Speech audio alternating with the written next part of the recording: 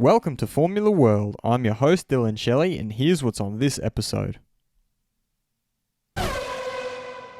First up on Formula World, why pre-season testing isn't a good indicator of true pace. Pre-season testing is over, but many in F1 feel that the lap times during testing are not the truest indicator of performance of the teams in actual race and qualifying conditions. Alpha Tauri team principal Franz Tost has crunched some numbers to illustrate this point. We can make a difference with the engine settings alone of 0.4 per lap. Between the softest and the most aggressive engine management is around 3 to 0.4. Then we come to fuel. It depends on which fuel you use. That can make the difference of 2 to 0.3. And then you have the amount of fuel on board. 10 kilograms is here about 0.35 seconds per lap. If a team with 50 kilos set off and another team with 70 kilos, that alone makes a difference of 0.7 seconds per lap. When all these numbers are taken into account, lap times could be off by more than 1.5 seconds per lap, and this is without factoring in different tyre compounds. This has led many to believe that the grid's true pecking order will only be revealed during race weekend in Melbourne.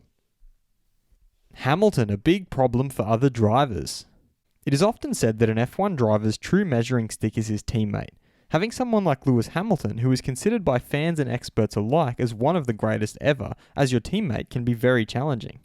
Former Red Bull driver Mark Webber shed some light on the plight of Hamilton's teammate Valtteri Bottas. Nothing against Valtteri, but Hamilton is one of the greats of the sport in the last 70 years. He is a headache for everyone. I don't know who would be comfortable sitting beside him. He gave Fernando Alonso a bit of a touch-up in Lewis's first season alongside him in F1. Lewis is a ginormous challenge for anyone. Valtteri is doing what he can, but Hamilton is a big problem for the opposition.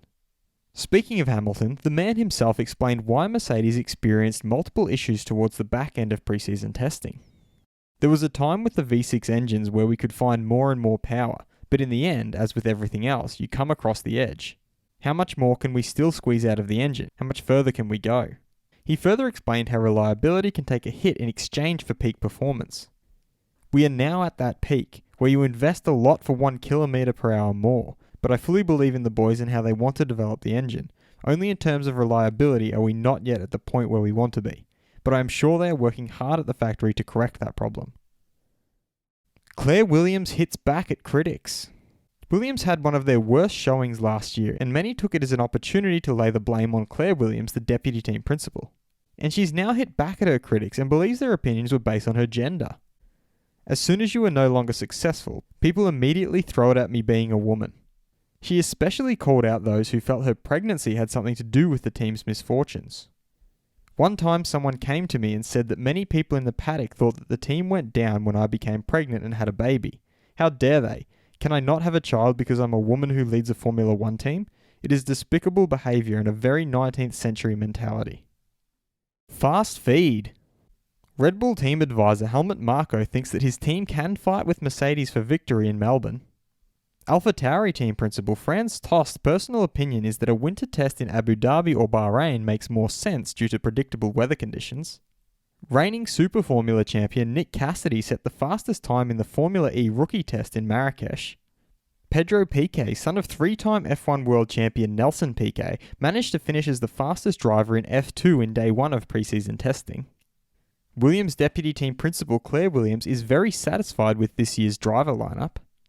McLaren's Carlos Sainz has revealed that the team is happier than it was 12 months ago. He also sees Racing Point and Alpha Tauri as the most dangerous guys to beat in 2020.